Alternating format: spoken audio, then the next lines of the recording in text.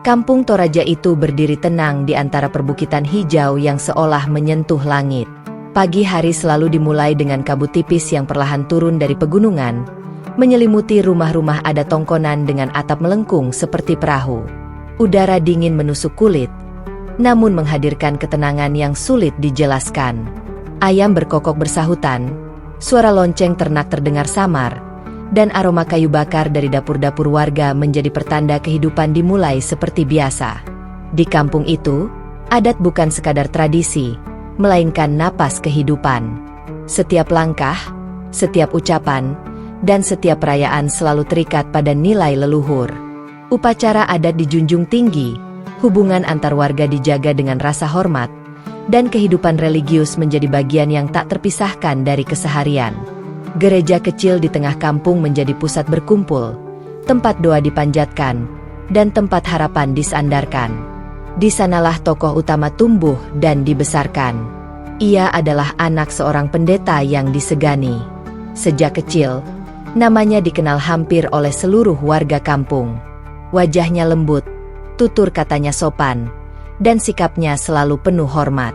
Ia tumbuh dalam keluarga yang taat beragama, disiplin, dan menjunjung tinggi nilai kasih. Rumahnya sering menjadi tempat orang-orang datang untuk meminta nasihat, berdoa bersama, atau sekadar berbagi cerita hidup. Sebagai anak pendeta, hidupnya seolah telah digariskan. Setiap minggu ia duduk rapi di bangku gereja, membantu ayahnya menyiapkan ibadah, mendengarkan khotbah, dan menyanyikan pujian dengan suara pelan namun penuh penghayatan. Warga memandangnya sebagai teladan. Anak-anak seusianya sering diarahkan untuk mencontoh sikap dan prestasinya. Ia memang cerdas. Di sekolah, ia selalu menjadi salah satu murid terbaik. Gurunya sering memuji ketekunannya, teman-temannya menghormatinya, dan orang tuanya menaruh harapan besar padanya. Dari luar, hidupnya tampak sempurna, penuh kasih, tertata, dan damai. Namun tak ada seorang pun yang benar-benar tahu apa yang bergejolak di dalam hatinya. Sejak memasuki usia remaja, kegelisahan itu mulai hadir perlahan. Bukan kegelisahan karena kurangnya cinta atau perhatian, melainkan kegelisahan yang lahir dari pertanyaan-pertanyaan mendalam tentang makna hidup dan ketuhanan. Pertanyaan yang tak berani ia ucapkan, bahkan kepada ayahnya sendiri. Pada malam-malam sunyi, ketika kampung telah terlelap dan hanya suara serangga menemani, ia sering duduk di dekat jendela kamarnya. Menatap langit Toraja yang dipenuhi bintang, ia bertanya dalam hati, siapakah Tuhan sebenarnya? Mengapa hati ini masih merasa kosong? Padahal aku telah begitu dekat dengan agama sejak kecil? Ia merasa bersalah setiap kali pertanyaan itu muncul. Sebagai anak pendeta, ia takut dianggap kurang iman. Ia takut mengecewakan orang tuanya. Maka semua pertanyaan itu ia pendam rapat-rapat, menjadi rahasia antara dirinya dan malam. Ada kalanya ia menangis tanpa suara, menekan wajahnya ke bantal agar tak terdengar siapapun. Tangis itu bukan karena kesedihan yang jelas, melainkan karena kebingungan yang tak menemukan jalan keluar. Ia merasa seperti berjalan di jalur yang sudah ditentukan, namun hatinya belum sepenuhnya memahami arah tujuan. Setiap kali melihat ayahnya memimpin doa dengan penuh keyakinan, hatinya bergetar. Ia kagum, sekaligus iri. Ia ingin merasakan ketenangan yang sama. Ia ingin percaya tanpa ragu. Namun semakin ia mencoba mengusir pertanyaan-pertanyaan itu, semakin kuat pula mereka kembali. Di sekolah, ia sering merenung saat pelajaran berlangsung. Matanya memandang papan tulis, tetapi pikirannya melayang jauh. Ia bertanya-tanya tentang hakikat Tuhan, tentang hubungan manusia dengan Sang Pencipta, dan tentang makna pengabdian yang sesungguhnya.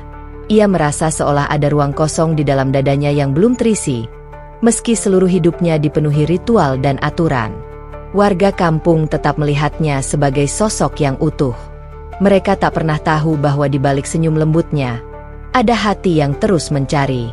Ia tetap membantu ibunya menyiapkan makanan untuk tamu gereja, tetap mengajar anak-anak kecil membaca, dan tetap menemani ayahnya mengunjungi warga yang sakit. Semua ia lakukan dengan tulus. Namun kegelisahan itu tak pernah benar-benar pergi. Suatu sore, ia berdiri sendirian di tepi bukit, memandang kampungnya dari kejauhan.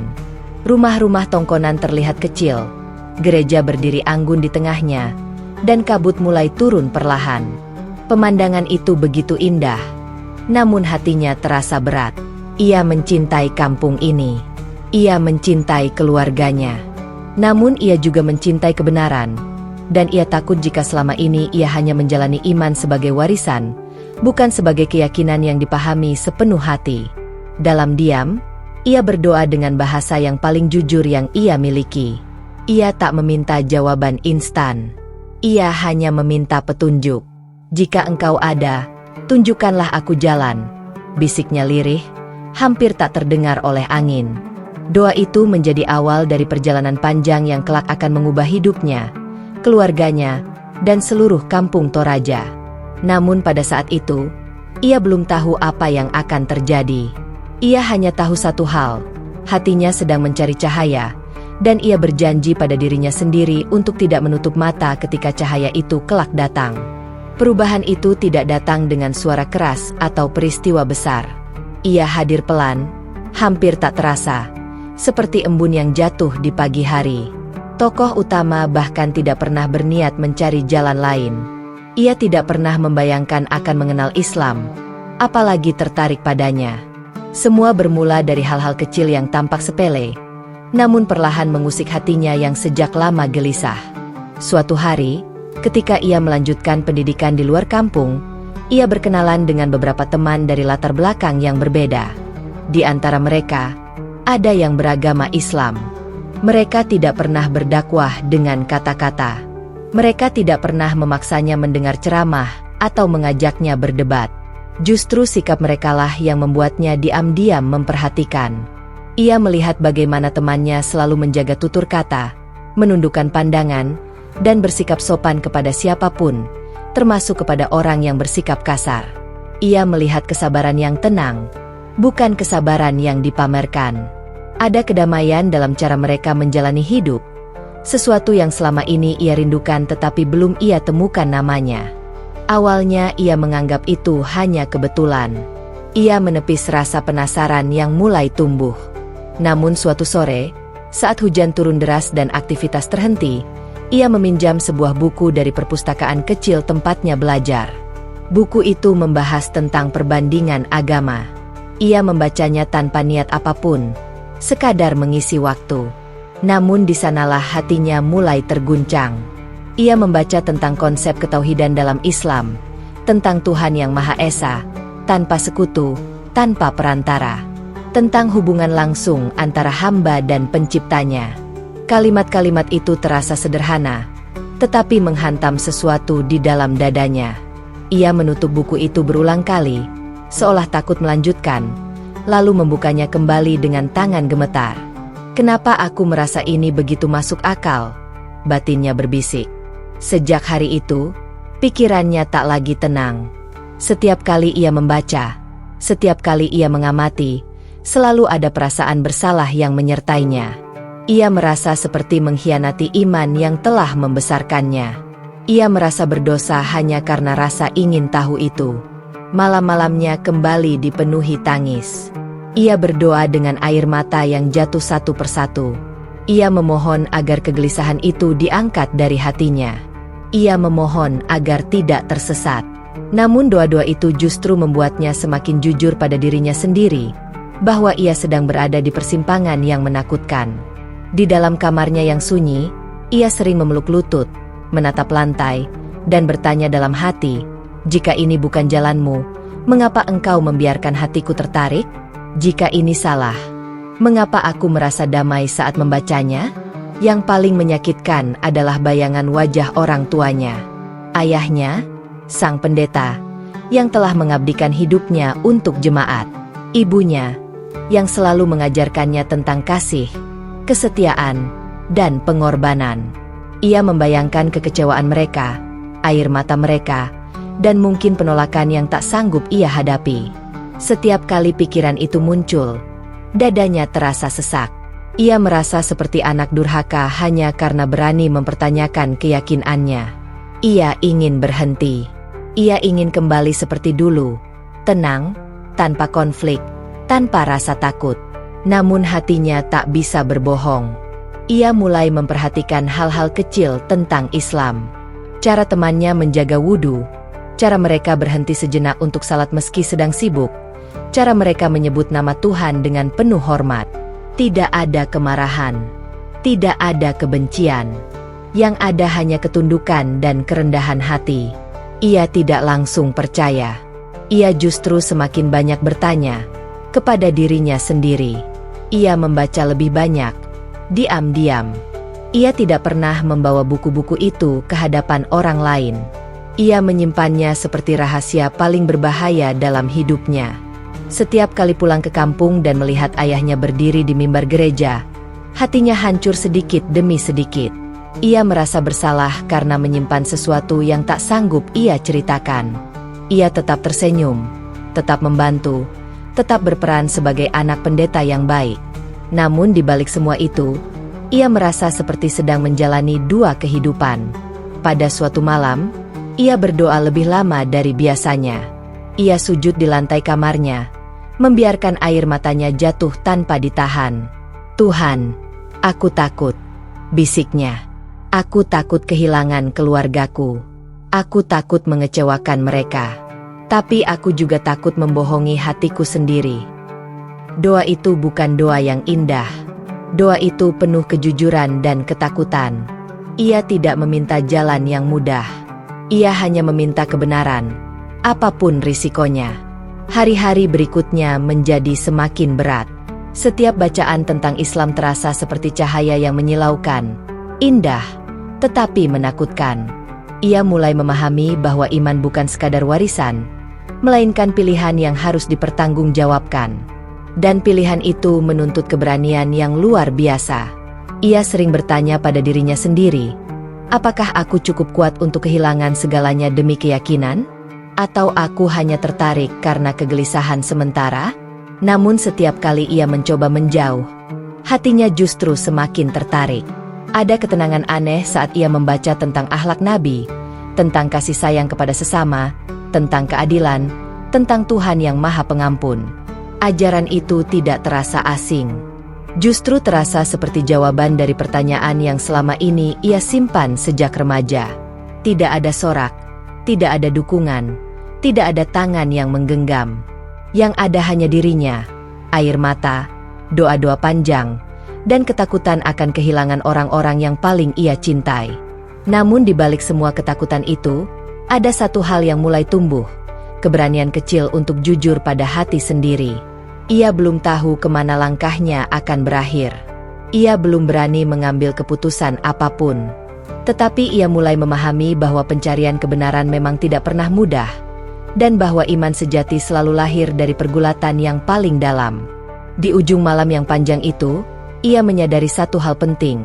Apapun yang akan terjadi kelak, hidupnya tidak akan pernah sama lagi. Karena hatinya telah tersentuh, dan cahaya, meski masih samar, telah mulai menyelinap masuk ke relung terdalam jiwanya. Keputusan itu tidak datang dalam satu malam. Ia lahir dari doa-doa panjang, air mata yang jatuh dalam sunyi, dan pergulatan batin yang hampir meremukkan hati. Tokoh utama telah mencoba menunda, berharap kegelisahan itu akan memudar dengan sendirinya. Namun semakin ia menunda, semakin jelas panggilan itu terdengar di dalam hatinya. Pada suatu dini hari, ketika dunia masih terlelap dan hanya azan subuh dari kejauhan yang memecah keheningan, ia duduk sendirian di kamarnya. Cahaya lampu temaram menerangi wajahnya yang pucat dan mata yang sembab. Di hadapannya terbuka lembaran catatan kecil berisi doa-doa yang selama ini ia tulis. Doa kepada Tuhan agar diberi petunjuk, doa agar tidak tersesat, doa agar hatinya dikuatkan. Ia menarik napas panjang. Tangannya gemetar. "Aku sudah sejauh ini," bisiknya lirih. "Aku tak bisa kembali menjadi orang yang pura-pura tidak tahu." Dengan hati berdebar, ia menghubungi seorang ustadzah yang pernah ia kenal secara terbatas. Seseorang yang selama ini hanya menjadi tempat bertanya tanpa menghakimi. Ia tidak ingin keramaian. Ia tidak ingin sorotan. Ia hanya ingin mengucapkan kebenaran yang telah lama bergema di dadanya. Hari itu, di sebuah ruangan sederhana, tanpa hiasan mewah, tanpa saksi ramai, ia berdiri dengan tubuh yang bergetar. Ustadzah itu memandangnya dengan penuh kelembutan, seolah memahami betapa berat langkah yang akan ia ambil. Ketika kalimat syahadat mulai diucapkan, air mata tak lagi bisa ditahan. Suaranya tersendat, dadanya sesak, dan tangisnya pecah. Setiap kata yang keluar terasa seperti memutus ikatan lama sekaligus mengikat janji baru. Janji yang suci, namun penuh risiko. Saat kalimat terakhir syahadat terucap, ia bersujud. Tangisnya berubah menjadi isak panjang. Bukan tangis kesedihan semata, melainkan tangis kelegaan. Untuk pertama kalinya dalam hidupnya, ia merasa benar-benar jujur pada dirinya sendiri. Ada ketenangan yang tak bisa dijelaskan, meski ia tahu badai besar menantinya di depan. Ketenangan itu tak berlangsung lama. Kabar itu akhirnya sampai ke telinga keluarganya. Hari ketika ia pulang ke kampung menjadi hari paling berat yang pernah ia jalani. Rumah yang dulu terasa hangat kini terasa dingin dan sunyi. Ayahnya duduk diam dengan wajah kaku. Ibunya menunduk, matanya sembab, seolah telah menangis semalaman. Tak ada teriakan, tak ada amarah yang meledak-ledak. Justru kesunyian itulah yang menghancurkan hatinya. Apa yang kurang dari iman yang kami ajarkan? Suara ayahnya akhirnya terdengar, berat dan penuh luka. Ia tak sanggup menjawab panjang. Dengan suara gemetar, ia hanya berkata bahwa ini bukan tentang kurang atau lebih, melainkan tentang keyakinan yang ia temukan setelah pencarian panjang. Kata-kata itu terdengar kecil di hadapan rasa kecewa yang membesar. Ibunya menangis, menutup wajah dengan kedua tangan. Tangis itu menusuk lebih dalam daripada amarah apapun. Ia ingin memeluk ibunya, ingin meminta maaf, ingin berkata bahwa ia tetap anak mereka yang sama. Namun jarak tak kasat mata terbentang di antara mereka. Hari-hari berikutnya menjadi semakin sunyi. Tetangga mulai berbisik. Nama tokoh utama disebut-sebut dengan nada heran, kecewa, bahkan sinis. Ada yang menyebutnya durhaka. Ada yang mengatakan ia telah mempermalukan keluarga. Gereja yang dulu menjadi tempatnya tumbuh kini terasa asing. Tatapan-tatapan itu membuat langkahnya berat setiap kali keluar rumah. Ia kehilangan banyak hal dalam waktu singkat. Undangan tak lagi datang. Sapaan menjadi singkat dan canggung. Anak-anak yang dulu akrab kini menjaga jarak karena larangan orang tua mereka. Ia merasa seperti orang asing di kampung yang membesarkannya. Pada malam-malam tertentu, ia duduk sendirian di kamar masa kecilnya, memeluk lutut, dan menangis tanpa suara. Rasa rindu pada pelukan ibu dan senyum ayah begitu menyakitkan. Ada saat-saat ia hampir bertanya pada dirinya sendiri, apakah aku terlalu egois? Apakah aku harus menyerah demi mereka? Namun setiap kali keraguan itu datang, ia kembali mengingat momen sujud setelah syahadat, mengingat ketenangan yang ia rasakan, mengingat doa-doanya yang akhirnya terjawab. Dan ia tahu, meski jalan ini penuh luka, ia tak bisa kembali pada kebohongan. Ia memilih bertahan dalam kesunyian. Ia belajar salat sendiri, dengan bacaan yang masih terbata-bata. Ia belajar membaca Al-Quran dengan mata yang sering basah karena terharu. Setiap ayat terasa seperti penguat di tengah badai. Ia menemukan penghiburan dalam doa-doa yang ia panjatkan saat sepertiga malam, ketika hanya Tuhan yang menjadi saksi air matanya. Kesendirian itu mengajarkannya banyak hal. Ia belajar bahwa iman tidak selalu datang bersama tepuk tangan. Kadang iman datang bersama kehilangan. Ia belajar bahwa mengikuti kebenaran seringkali berarti berjalan sendirian, setidaknya pada awalnya. Meski begitu, ia tidak menyimpan kebencian. Ia tetap menghormati orang tuanya. Ia tetap membantu sebisanya. Ia tetap menyapa dengan sopan meski sering tak dibalas. Ia berusaha menunjukkan bahwa keputusannya memeluk Islam tidak menghilangkan kasih dan akhlaknya. Di tengah keterasingan itu, ia mulai memahami makna sabar yang sebenarnya. Sabar bukan berarti tidak merasa sakit, melainkan tetap berdiri meski hati terluka. Ia mulai percaya bahwa Tuhan tidak akan membiarkannya sendirian selamanya. Kehilangan kenyamanan, penerimaan, dan sebagian dari dunia yang ia cintai. Namun di saat yang sama, ini juga bab kelahiran kembali, kelahiran iman yang lahir dari kejujuran, keberanian, dan pengorbanan. Ia belum tahu bagaimana masa depannya akan berjalan. Ia belum tahu apakah keluarganya akan menerima kembali. Tetapi satu hal yang ia yakini sepenuh hati, ia telah memilih jalan yang ia percaya benar, dan ia akan menjalaninya dengan segenap kesabaran, doa, dan harapan. Di tengah sunyi yang menyesakan, ia menatap langit Toraja yang sama.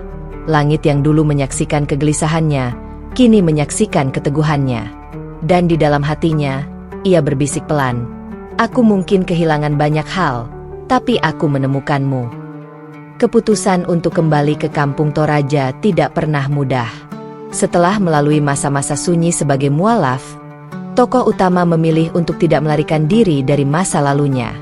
Ia tahu, jika ia benar-benar ingin hidup jujur dengan imannya, maka ia juga harus jujur menghadapi tempat yang telah membesarkannya. Kampung itu bukan sekadar tanah kelahiran, melainkan bagian dari jiwanya, tempat kenangan, luka, dan cinta bercampur menjadi satu. Ia pulang dengan hati yang jauh lebih tenang, meski masih menyimpan ketakutan. Dalam waktu yang telah ia lalui untuk memperdalam ilmu agama, ia belajar bahwa Islam tidak mengajarkan kebencian, apalagi pemaksaan. Ia belajar tentang akhlak, tentang kasih sayang kepada sesama manusia, dan tentang dakwah yang paling kuat, keteladanan. Ketika langkahnya kembali menapaki jalan berbatu menuju kampung, kabut tipis masih setia menyelimuti perbukitan. Tongkonan-tongkonan berdiri seperti biasa, tak berubah sejak ia pergi. Namun ia tahu, pandangan orang-orang kepadanya tidak lagi sama. Ia menarik napas panjang, meneguhkan hati. Ia tidak datang untuk membuktikan apapun. Ia hanya datang untuk mengabdi. Tatapan pertama yang ia terima bukanlah sambutan hangat.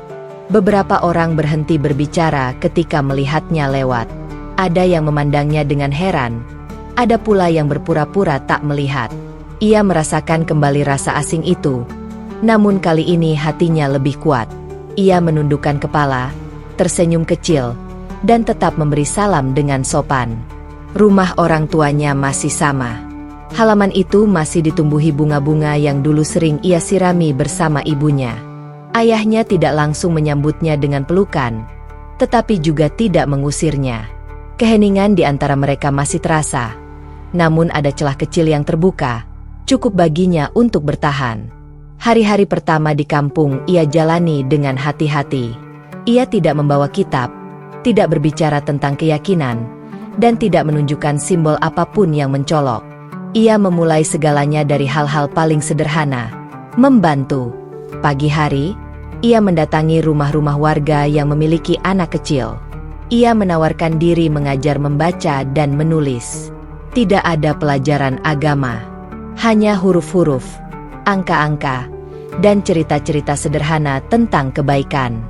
Anak-anak menerimanya tanpa prasangka. Mereka tertawa, bercanda, dan kembali memanggilnya dengan sebutan akrab seperti dulu. Ibu-ibu kampung mulai memperhatikannya. Ia membantu menyiapkan makanan saat ada acara adat, menggendong bayi ketika ibunya sibuk, dan mencuci piring tanpa diminta. Tangannya yang dulu sering gemetar karena luka batin kini sibuk dengan pekerjaan kecil yang penuh makna. Suatu hari, seorang warga jatuh sakit. Tanpa ragu, tokoh utama datang membawa air hangat dan makanan sederhana. Ia membersihkan tubuh orang sakit itu dengan lembut, menenangkan keluarganya, dan menemani hingga malam. Ia tidak bertanya tentang agama. Ia tidak berbicara tentang dirinya. Ia hanya hadir sebagai manusia yang peduli pada manusia lain. Perlahan, dinding-dinding curiga mulai retak. Beberapa ibu mulai menyapanya lebih lama. Anak-anak menunggunya setiap sore. Bahkan beberapa warga lanjut usia mulai memanggilnya untuk sekadar berbincang.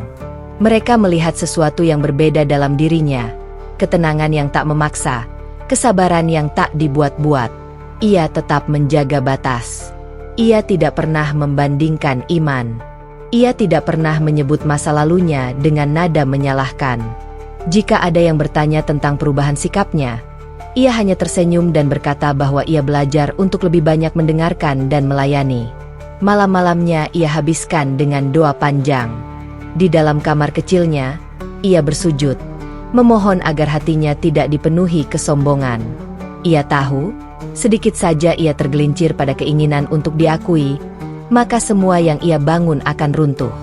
Ia ingin kehadirannya menjadi rahmat, bukan luka baru. Ayah dan ibunya memperhatikannya dari kejauhan. Mereka melihat bagaimana ia tetap menghormati mereka, tetap membantu, dan tetap berbicara dengan lembut. Meski belum ada kata penerimaan, ada keheranan yang tumbuh di mata mereka. Heran melihat anak yang dulu mereka kenal kini memiliki keteguhan yang berbeda, namun tetap penuh kasih. Suatu sore, hujan turun deras. Tokoh utama masih duduk di rumah seorang warga, menemani anak kecil yang demam. Ia menahan dingin, mengipasi dengan sabar, dan membacakan cerita pelan-pelan. Ibunya anak itu menatapnya lama, lalu berkata dengan suara bergetar, "Kamu tidak berubah, tapi juga tidak sama." Kalimat itu melekat di hatinya. Ia sadar, perubahan sejati memang tidak selalu tampak dari luar. Ia hadir dalam cara seseorang bersikap, dalam kesediaan melayani tanpa pamrih, dan dalam kesabaran menghadapi penolakan tanpa balas dendam. Hari demi hari, kehadirannya menjadi bagian dari kehidupan kampung. Ia membantu memanen hasil kebun, menemani anak-anak belajar di sore hari, dan merawat orang-orang yang membutuhkan. Tanpa disadari, ia telah menjadi tempat bergantung, bukan karena ceramah, melainkan karena akhlak. Ia tidak menuntut apapun sebagai balasan. Baginya, senyum kecil warga dan kepercayaan yang perlahan kembali sudah lebih dari cukup. Ia percaya, jika Tuhan menghendaki hidayah turun, maka itu akan terjadi dengan caranya sendiri. Di kampung Toraja yang dulu terasa asing, tokoh utama kembali menanam benih kebaikan. Ia tahu, mungkin ia tidak akan melihat hasilnya segera. Namun ia yakin, setiap kebaikan yang ditanam dengan tulus tidak akan pernah sia-sia. Dan di sanalah, di antara kabut dan perbukitan, ia mulai memahami bahwa jalan yang ia pilih, meski sunyi, adalah jalan yang penuh cahaya. Perubahan itu tidak terjadi dalam sehari, tidak pula disertai sorak-sorai atau pengakuan terbuka. Ia tumbuh perlahan, nyaris tak terlihat, seperti benih kecil yang tertanam diam-diam di tanah kampung Toraja. Namun bagi tokoh utama, setiap perubahan sekecil apapun terasa seperti anugerah yang menenangkan hati. Warga kampung mulai memperhatikan sesuatu yang berbeda pada dirinya. Bukan karena ia berbicara tentang agama, bukan pula karena ia mengajak atau meyakinkan siapapun. Perbedaan itu tampak dalam caranya menghadapi keadaan, dalam kesabaran yang tak pernah habis, dalam tutur kata yang lembut meski disakiti, dan dalam ketulusan membantu tanpa pamrih. Ia kini dikenal sebagai Ustadz Zah, meski ia sendiri jarang menyebut dirinya demikian. Ia hanya ingin menjadi manusia yang bermanfaat. Setiap pagi, ia bangun lebih awal untuk menyiapkan diri, lalu berjalan menyusuri kampung, menyapa siapapun yang ditemuinya. Sapaan itu sederhana, namun selalu disertai senyum tulus yang sulit ditolak. Ada seorang ibu tua yang tinggal sendirian di ujung kampung. Rumahnya kecil, atapnya bocor, dan langkahnya mulai tertatih. Setiap 2 hari sekali, tokoh utama datang membawakan makanan hangat. Ia membersihkan rumah itu, mencuci pakaian sang ibu, dan menemani berbincang hingga senja. Tidak sekalipun ia mengeluh, meski tangannya pegal dan tubuhnya lelah. "Kenapa kamu mau melakukan ini?" tanya ibu itu suatu hari, dengan mata berkaca-kaca. Tokoh utama hanya tersenyum. "Karena saya ingin," jawabnya singkat, tanpa embel-embel apapun. Kesabaran itu diuji berkali-kali. Ada warga yang sengaja bersikap dingin, bahkan menyindir dengan kata-kata yang menusuk. Ada yang berkata di belakangnya bahwa semua kebaikan itu hanya sandiwara. Setiap bisikan itu sampai juga ke telinganya. Namun ia memilih diam. Ia tidak membela diri. Ia tidak menjelaskan apapun. Ia percaya, waktu dan akhlak akan berbicara dengan caranya sendiri. Anak-anak menjadi saksi paling jujur dari perubahan itu. Mereka datang setiap sore ke rumahnya untuk belajar membaca dan menulis. Ia mengajari mereka dengan sabar, mengulang huruf yang sama puluhan kali tanpa nada tinggi. Ketika ada anak yang lambat memahami, ia tidak memarahi. Ia menepuk pundak kecil itu dan berkata, "Pelan-pelan saja, kita belajar bersama." Anak-anak itu mulai bercerita kepada orang tua mereka tentang bagaimana ustadzah itu tidak pernah marah, tentang bagaimana ia selalu mendengarkan, tentang bagaimana ia mengajari mereka bukan hanya huruf, tetapi juga cara bersikap baik kepada sesama. Ibu-ibu kampung mulai saling bertukar cerita. Mereka melihat sendiri bagaimana tokoh utama membantu tanpa memilih. Saat ada acara adat, ia hadir dan bekerja seperti yang lain, tidak menarik diri, tidak merasa lebih tinggi. Ia membantu memasak, mengangkat air, dan membersihkan tempat acara hingga larut malam. Suatu hari, seorang ibu yang dulu paling keras menentangnya jatuh sakit. Tanpa ragu, tokoh utama datang. Ia merawat dengan penuh perhatian, memijat kaki yang bengkak, dan menyiapkan ramuan sederhana. Ibu itu menangis diam-diam, menahan rasa haru dan rasa bersalah yang tak terucap. "Aku pernah bicara buruk tentangmu," katanya lirih. Tokoh utama menggenggam tangannya. "Tidak apa-apa," jawabnya lembut. "Saya di sini untuk membantu." Kalimat itu sederhana, namun menghancurkan tembok besar di hati sang ibu. Perubahan paling mencolok adalah caranya menahan diri. Ketika difitnah, ia memilih diam. Ketika disalahpahami, ia memilih bersabar. Ketika kebaikannya diragukan, ia memilih melanjutkan kebaikan itu. Tidak ada dendam, tidak ada upaya membalas. Beberapa warga mulai memperhatikan kebiasaannya bangun sebelum fajar. Mereka melihat lampu kamarnya menyala ketika kampung masih gelap. Mereka tidak tahu apa yang ia lakukan, namun mereka merasakan ketenangan yang ia bawa sepanjang hari, seolah ada sumber kekuatan yang tak terlihat. Ayah dan ibunya memperhatikan perubahan itu dengan perasaan campur aduk. Mereka melihat anak yang dulu mereka kenal kini semakin lembut, semakin sabar, dan semakin rendah hati.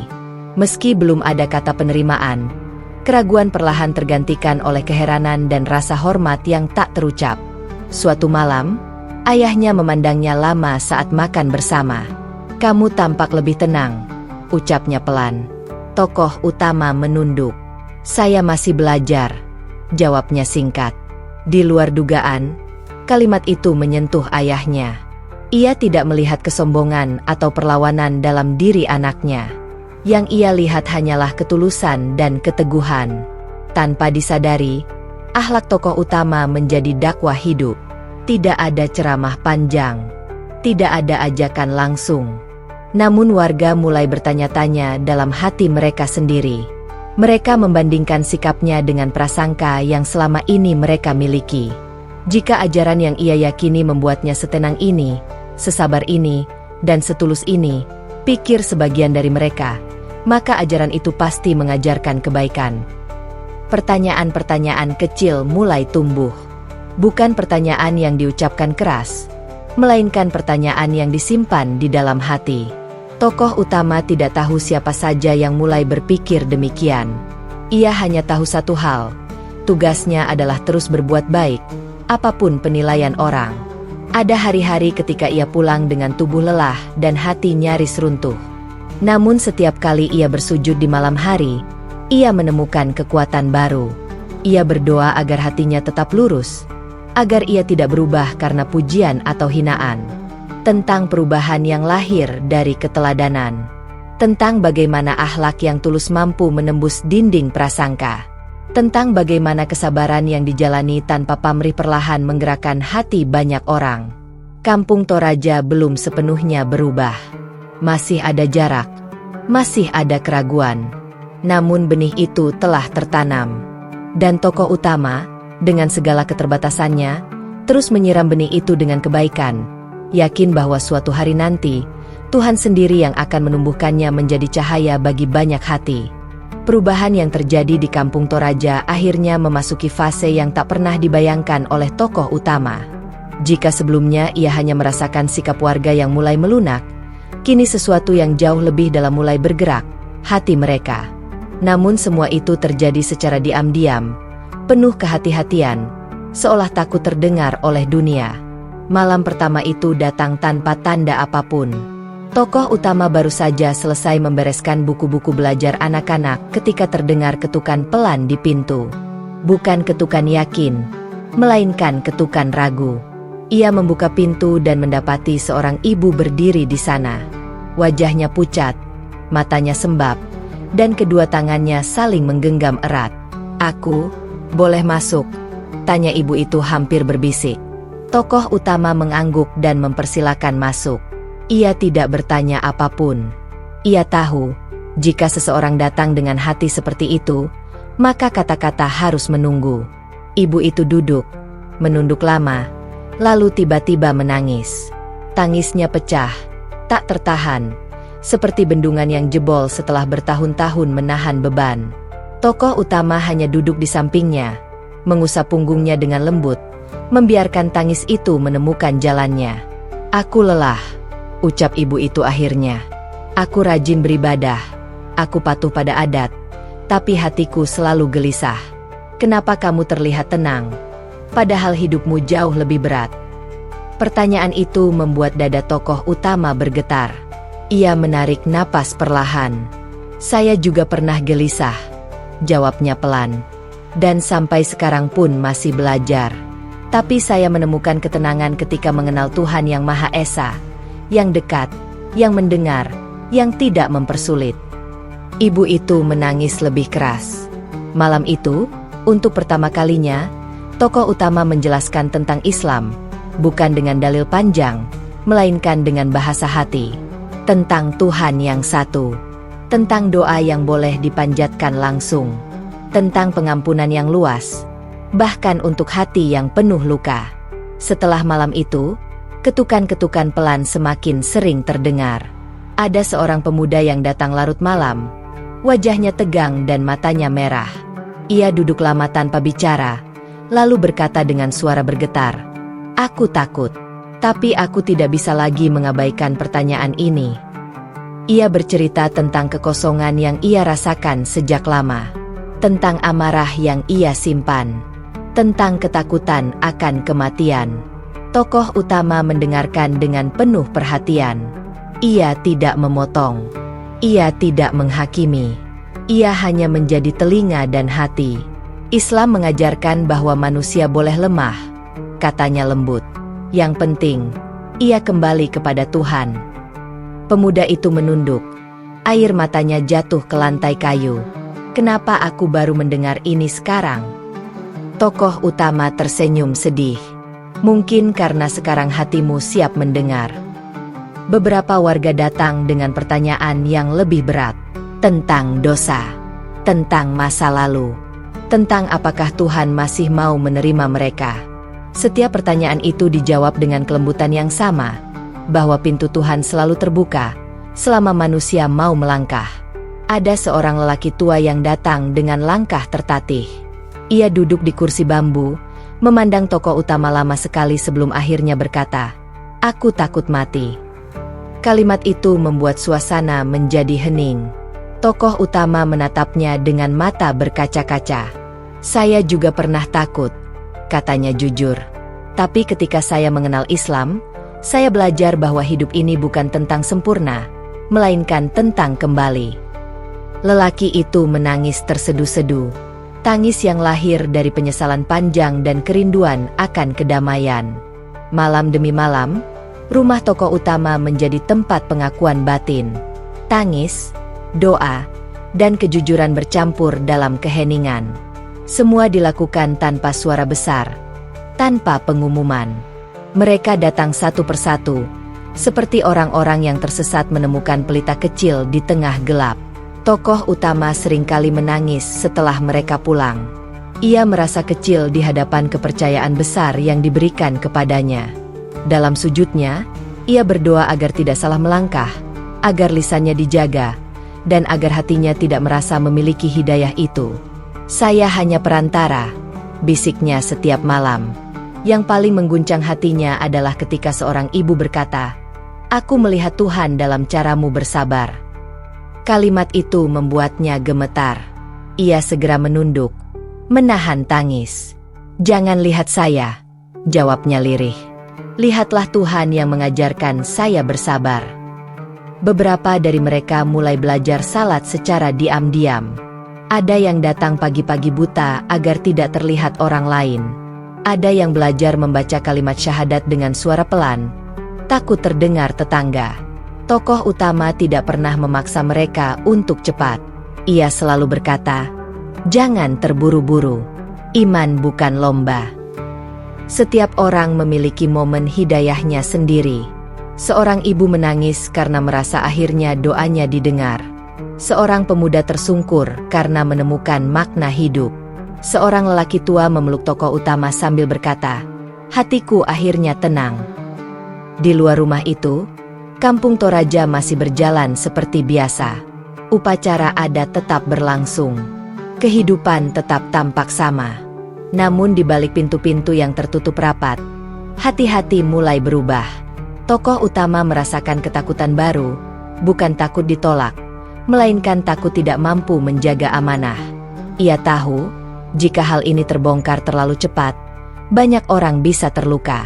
Maka ia terus mengingatkan mereka untuk berhati-hati, untuk tetap menghormati keluarga, dan untuk tidak memutuskan apapun dengan emosi. Pagi itu, Kampung Toraja terbangun dengan suasana yang berbeda. Kabut masih turun seperti biasa, menyelimuti perbukitan dan atap-atap tongkonan. Namun ada getaran halus di udara, sebuah perasaan yang sulit dijelaskan. Seolah kampung yang selama ini sunyi sedang menahan napas, menunggu sesuatu yang besar terjadi. Tokoh utama bangun sebelum fajar. Malam sebelumnya ia hampir tak bisa memejamkan mata. Bukan karena lelah, melainkan karena hatinya berdebar tanpa henti. Sejak beberapa hari terakhir, semakin banyak warga yang datang diam-diam dan menyampaikan niat yang sama. Mereka ingin bersyahadat. Bukan satu, bukan dua, melainkan puluhan. Bahkan ada yang berkata, "Bukan hanya kami akan datang bersama keluarga." Ia mengira itu hanya ungkapan emosi sesaat. Namun pagi itu, ketika ia berjalan menuju masjid kecil di ujung kampung, langkah-langkah kaki mulai terdengar dari berbagai arah. Satu persatu, warga berdatangan. Ada ibu-ibu dengan wajah pucat dan mata sembab. Ada bapak-bapak yang biasanya tegar, kini menunduk dalam diam. Ada pemuda-pemudi yang menggenggam tangan satu sama lain, seolah takut jika keyakinan mereka runtuh bila dilepas. Bahkan ada orang-orang lanjut usia yang berjalan tertatih, dibantu anak atau cucu mereka. Tokoh utama berhenti melangkah. Tubuhnya gemetar. Masjid yang selama ini hanya diisi beberapa saf kini perlahan dipenuhi manusia. Tangis mulai terdengar. Bukan tangis histeris, melainkan tangis yang lahir dari kelegaan dan ketakutan yang bercampur menjadi satu. Ketakutan akan perubahan besar, dan kelegaan karena akhirnya menemukan jawaban atas kegelisahan panjang. Tokoh utama berdiri di ambang pintu masjid. Air mata mengalir tanpa bisa ditahan. Ia tidak pernah membayangkan hari ini akan datang. Ia hanya ingin berbuat baik. Ia hanya ingin bersabar. Namun Allah menghadirkan balasan yang tak pernah ia minta. "Apa kita benar-benar akan melakukannya?" bisik seorang ibu kepada temannya. "Aku sudah terlalu lama menunda," jawab temannya dengan suara bergetar. "Hatiku tidak bisa kembali." Di dalam masjid, suasana menjadi semakin hening. Seorang ustadz dari luar kampung yang telah dihubungi sebelumnya berdiri di depan. Wajahnya pun tak luput dari haru ketika melihat jumlah orang yang hadir. Ia menoleh kepada tokoh utama, matanya berkaca-kaca, seolah berkata, "Inilah buah kesabaranmu." Namun tokoh utama menunduk. Tangannya gemetar hebat. Ia merasa sangat kecil. Ia takut jika sedikit saja hatinya dipenuhi rasa bangga, semua ini akan runtuh. Dalam diam, ia berdoa, "Ya Allah, jangan jadikan aku sebab kesombongan. Jadikan aku hanya jalan kecil menujumu." Ketika prosesi dimulai, suara ustadz terdengar pelan namun jelas. Kalimat demi kalimat syahadat diucapkan bersama-sama. Pada awalnya suara mereka ragu, terputus oleh isak tangis. Namun perlahan, suara itu menguat, bergetar, tetapi penuh keyakinan. Tangis pecah di mana-mana. Ada yang langsung bersujud, dahi menempel ke lantai masjid, menangis seperti anak kecil.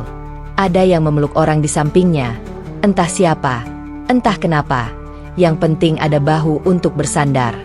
Doa-doa terucap lirih, bercampur antara rasa takut, syukur, dan harapan baru. Tokoh utama tak sanggup berdiri tegak, kakinya terasa lemas. Ia duduk bersimpuh di sudut masjid, wajahnya tertutup kedua tangan.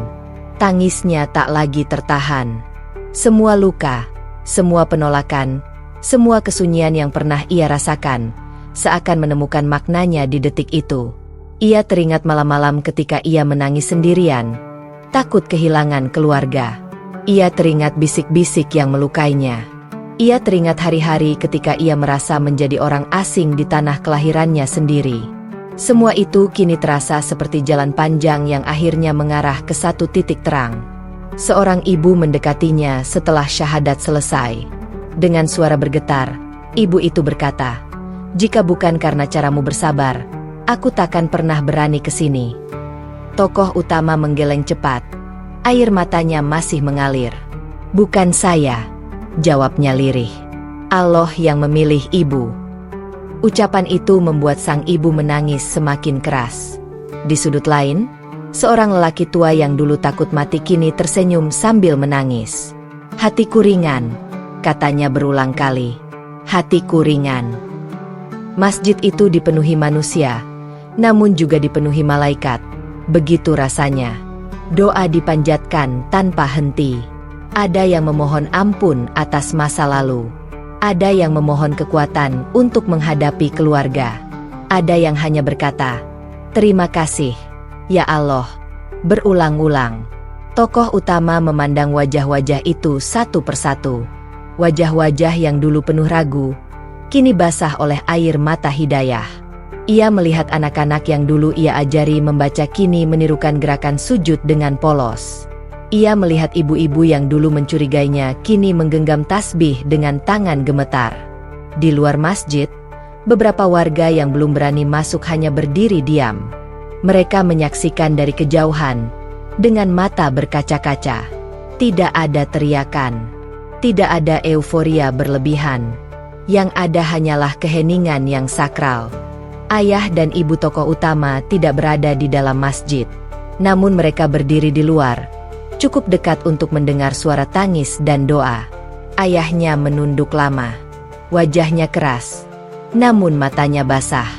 Ibunya menutup mulutnya dengan tangan, menahan isak. Mereka melihat anak mereka, anak pendeta yang dulu mereka besarkan, kini duduk bersimpuh, menangis di rumah ibadah yang dulu asing bagi mereka. Tidak ada rasa benci di wajahnya. Tidak ada perlawanan. Yang ada hanyalah ketundukan. Hari itu, kampung Toraja berubah. Bukan karena bangunan, bukan karena pengumuman, tetapi karena hati. Hati-hati yang akhirnya berani jujur pada kegelisahan mereka. Hati-hati yang disentuh bukan oleh paksaan, melainkan oleh akhlak dan kesabaran. Menjelang siang, masjid perlahan lengang. Namun jejak hari itu tak akan pernah hilang.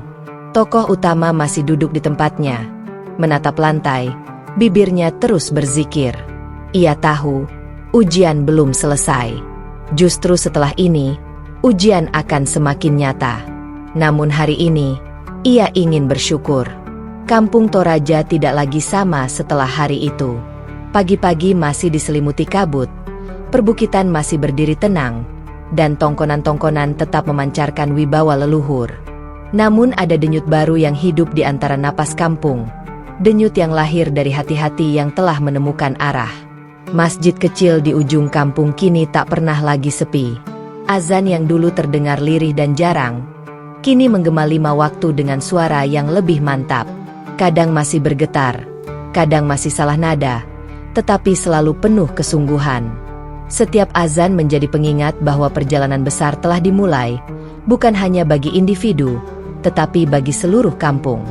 Anak-anak berlarian menuju masjid dengan wajah cerah. Mereka duduk bersila di lantai, memegang buku Iqra yang masih baru, mengejar huruf demi huruf dengan suara lantang. Tokoh utama duduk di hadapan mereka, tersenyum sabar, membetulkan bacaan dengan lembut. Ia tidak pernah meninggikan suara. Jika ada yang salah, ia hanya mengulang dengan tenang, hingga anak itu mengangguk mengerti. Pemandangan itu sering membuatnya menahan air mata. Anak-anak yang dulu ia ajari membaca dan menulis kini belajar mengenal ayat-ayat Tuhan. Mereka tidak dibesarkan dengan kebencian, tidak pula dengan rasa merasa paling benar. Yang ia tanamkan hanyalah satu hal: berbuat baik, rendah hati, dan menghormati siapapun. Ibu-ibu kampung mulai datang lebih awal. Mereka membersihkan masjid bersama, menyiapkan makanan sederhana untuk anak-anak, dan saling menguatkan. Banyak di antara mereka yang masih harus menyembunyikan iman dari sebagian keluarga. Tokoh utama memahami itu. Ia tak pernah memaksa siapapun untuk tergesa-gesa. Ia selalu mengingatkan bahwa Islam mengajarkan kebijaksanaan dan penghormatan kepada orang tua. Toleransi tetap dijaga. Warga yang belum memeluk Islam tidak disingkirkan. Mereka tetap dihormati, tetap diajak bermusyawarah dalam urusan kampung, tetap disapa dengan senyum yang sama. Tokoh utama selalu menekankan bahwa iman tidak boleh menjadi alasan untuk memutus silaturahmi. Ia belajar dari lukanya sendiri, bahwa kehilangan orang-orang tercinta adalah rasa sakit yang tak mudah disembuhkan. Beberapa gereja masih berdiri, beberapa adat masih dijalankan. Kampung Toraja tidak berubah menjadi tempat yang memusuhi perbedaan. Justru setelah peristiwa besar itu, warga semakin belajar untuk saling memahami. Banyak yang berkata, kita mungkin berbeda jalan, tapi kita tetap satu kampung. Tokoh utama sering duduk sendirian di serambi masjid saat senja. Ia memandang anak-anak yang masih bermain, ibu-ibu yang tertawa kecil, dan bapak-bapak yang berjalan pulang dengan langkah lebih ringan. Hatinya penuh, bukan oleh rasa bangga, melainkan oleh rasa syukur yang mendalam. Ia teringat dirinya yang dulu, anak pendeta yang tumbuh dalam rumah penuh kasih, namun menyimpan kegelisahan yang tak pernah terucap. Remaja yang menangis sendirian di malam hari, takut pada pertanyaan-pertanyaan dalam hatinya sendiri. Perempuan yang harus memilih antara kejujuran iman dan kenyamanan hidup. Ia teringat hari-hari ketika ia ditolak, dibicarakan, dan dijauhi. Teringat malam-malam ketika ia hanya ditemani sajadah dan air mata. Teringat ketakutan akan kehilangan keluarga. Ketakutan yang ternyata benar-benar terjadi, meski perlahan luka itu mulai menemukan jalannya untuk sembuh. Ayah dan ibunya belum sepenuhnya kembali seperti dulu. Namun jarak di antara mereka tak lagi setajam sebelumnya. Ayahnya kini sering duduk di halaman, memandang masjid dari kejauhan. Ibunya sesekali datang membawa makanan untuk anak-anak, meski belum ikut masuk. Tokoh utama tidak pernah mendesak. Ia percaya, hati manusia punya waktunya sendiri. Suatu sore, ayahnya berkata pelan, "Kamu tidak membalas dengan kebencian." Kalimat itu sederhana, namun membuat dada tokoh utama bergetar. Ia hanya menunduk dan menjawab, "Saya hanya mencoba taat." Ia sadar, perjalanan ini belum selesai. Ujian akan terus datang. Akan ada tekanan, akan ada perbedaan pendapat, akan ada air mata baru. Namun ia juga tahu, ia tidak lagi berjalan sendirian. Ada Tuhan yang ia sandarkan harapan, dan ada komunitas yang tumbuh dari ketulusan. Masjid kini bukan hanya tempat ibadah, tetapi tempat belajar, tempat berbagi, dan tempat menyembuhkan luka. Di sana orang-orang datang bukan sebagai orang suci, melainkan sebagai manusia yang ingin lebih baik. Tokoh utama selalu mengingatkan, kita semua sedang belajar. Jangan merasa lebih tinggi dari siapapun. Pada suatu malam, setelah anak-anak pulang dan masjid kembali sunyi, tokoh utama bersujud lama. Air matanya jatuh perlahan, bukan karena sedih, melainkan karena haru. Ia mengucap syukur atas jalan yang ia jalani, jalan yang penuh duri, namun membawanya pada makna hidup yang sesungguhnya.